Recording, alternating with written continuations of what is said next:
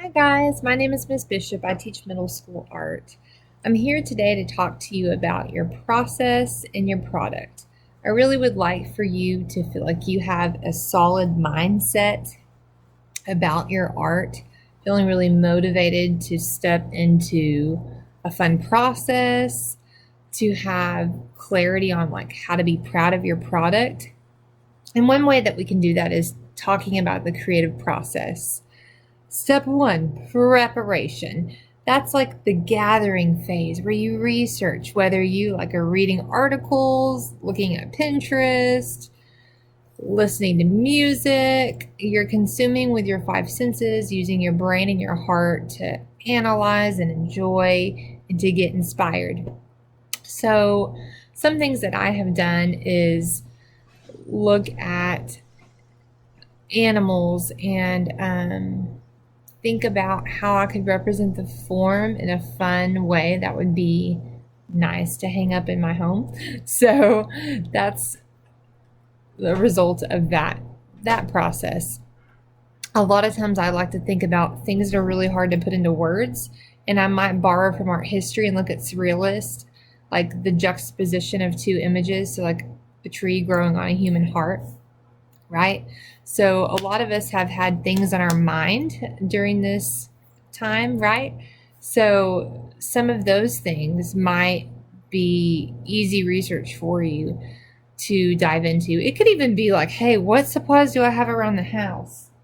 Do you have vegetables that could be a natural dye? This is cabbage leaf. This is awesome for printmaking. And also, if you cook it, you get like a purple dye that would be super fun to almost watercolor paint with. You can use sticks. Nature art is amazing. I made a paintbrush the other day with grass, and it's cool to like draw and carve with sticks, or you could like paint a stick, wrap it with a yarn, all kinds of things. This is a broken foot brush from the dollar store that I did some spattering with. Really, whatever you have. If any of you have like broken Easter eggs, you could totally do art on one of these or stamp these. We've got maps. Maps are really cool if you have old maps that you want to see. So a material could inspire you, an idea could inspire you. During that collection phase, you might just be guided for the exploring the next phase, or you might even get that aha moment. The creative process can be similar to the scientific method. It can go fast as long as you have a lot of self-awareness and kindness where you know, I might need to like back up and do a second draft or a final draft. So when we think about exploring and experimenting, the techniques come to mind, right? Like really fun techniques. Also like grid drawing and drawing step by step.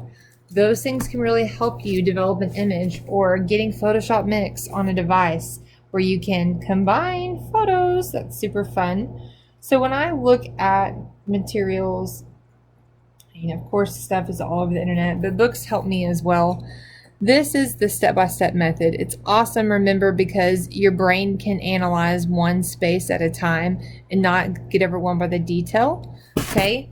And it's like making a map of where to draw. When you think about grid drawing, you can cover this stuff up and just do one little area at a time. It adds up to an awesome picture. It surprises people all the time. You might have things like tissue paper. Some of it bleeds, some of it doesn't. That's a really fun technique. And of course, there's a lot of fun stuff to do with tissue paper. I've got some watercolor techniques. I had requests for this as well. Of course, like if you can make natural dyes too with food coloring or whatnot, you can get really similar results. I have this type of tube watercolor paint I got from Walmart. It's really cool because it can be thick like acrylic, or it can be really thin. This is the same color from the same tube. I did a little spatter down here. I even used some charcoal pencil. You could edge it. Sharpie looks really cool. You can do some masking with tape, or just cut a shape. Cover an area and do some painting on top of it and then remove the shape. Masking like you cover with a mask, right? So there's that. If I use a watercolor colored pencil, I could make it wet and then draw, or I could color, then put water on it, and then I could come back afterwards and accent things. When I think about pouring, these are just some cheap acrylics I got at Walmart. I know pouring was probably the most asked for technique.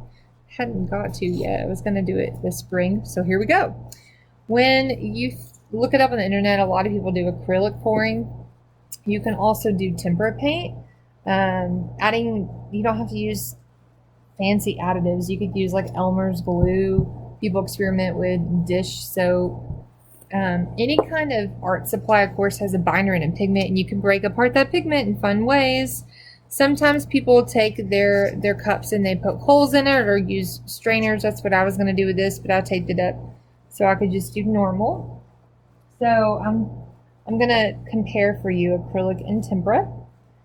And if you want to change the flow, there are other mediums and things. I really do like using whatever I have to get the job done. You know, if you are being paid by a client and you want it to look really professional, you know, use professional materials. But so I'm just pouring right now, and this can be just looking cool and therapeutic, or you could have a meaningful thing about like expressing your emotion, letting it flow, getting it out so you can understand it and figure out what's next. So I have my cup of paint, and then I'm going to put the canvas on top and just let it go and flow. Yes. The glue would probably help, but I'm going to save that for the tempera. Let that sit for a minute. You can also like dodge it. There's so many techniques even with pouring. Really, you just take your art supply that you have and start Googling techniques. Artists have used even things like dryer lint and coffee. You could paint with coffee, kind of like watercolor or tea. I even took some of my coffee grinds that I had already used to make coffee and put water in them again, and I could still get a color out of them. So I thought that was pretty cool. Okay, and so then I'm going to do tempera pouring, and I'm going to talk to you about, so this is what phase are we at? So we have preparation, we have experimentation, where you're exploring ideas. It's the incubation phase. The idea incubates. So when I play with techniques, I think about metaphor and analogy.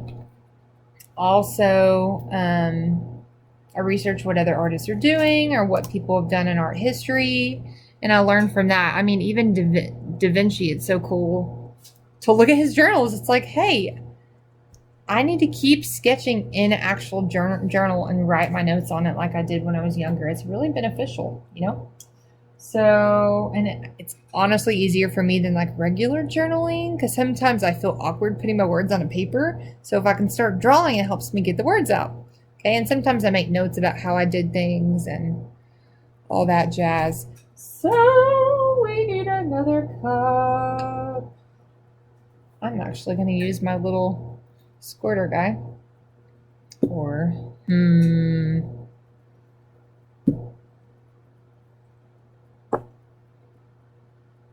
hold on. Let's check on the equipment. It's moving very slowly. Ooh. And then you could do your own thing. Let it drip. Let it run. I know the buzzword people talk about is having cells. I love drip painting. It's so therapeutic to watch. Water, my favorite is just watercolor, to add water to it. You know, it's cleaner. You can make a mess and it's okay because it's washable. So I'm going to mess with that some more. Just letting you enjoy the experience. So when I use my tempera, I want to go ahead and pour it for time's sake, and I'm really curious over time if this tempera and acrylic will crack. Sometimes I've had paintings where it would and sometimes it doesn't. It just depends on the quality of the paint, if it's cheap or nice. And I've done so many good things with even just cheap paint. There's a big thing on YouTube called the Cheap Art Supply Challenge. They make gorgeous things even with just acrylic crayons.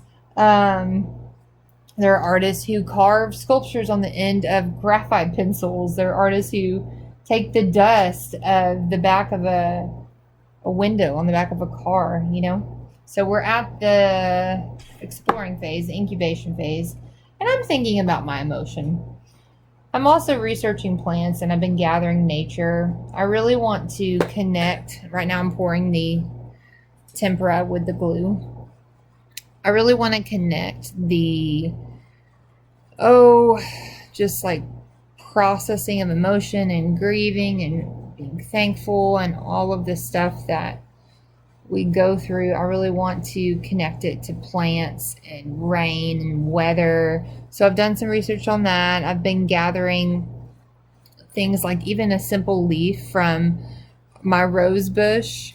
Even on the leaf, like it showed resilience and it showed life, and the veins like just represent, you know, life and nutrients and letting the water flow and the green, you know, you understand photosynthesis and all that, I'm sure. So the metaphor in it to me, part of having artist habit of mind where you look beyond what others see, look past the surface. And those kind of things really encourage you to develop your craft, to practice, right? When we think about that aha moment, it can come from really enjoying the art supply and can come from, I feel so satisfied that I can see the steps ahead and I know it's going to be okay. You also have to have a healthy view of yourself and be able to reflect well, where you, and that's after the aha, the reflection, where you're able to be honest with yourself, figure out what your proper standards are, and give yourself some grace. So you got to have a good, healthy reflection, talk with the other artists, know how to reflect on your own, evaluate. And that final stage is just implementation, where you do it, you work. All right. So let me show you this tempera. I really like what the Elmer's glue does. I'm going to let it drip for a minute and then I'll show you.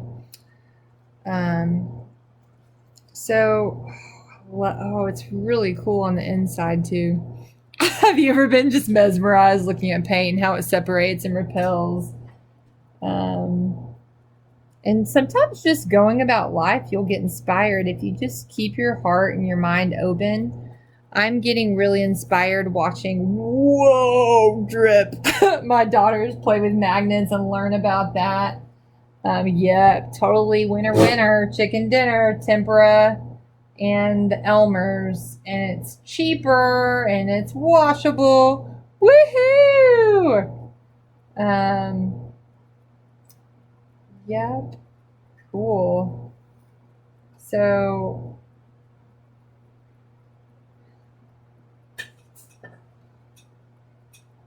yeah, okay.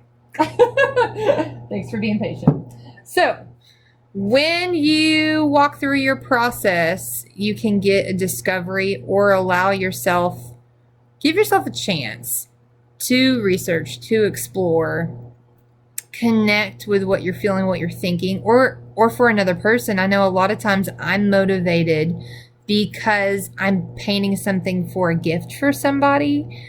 So find your motivation, whether it's through, I see some ideas, I've got inspired by other artists, I'm just going to go for it.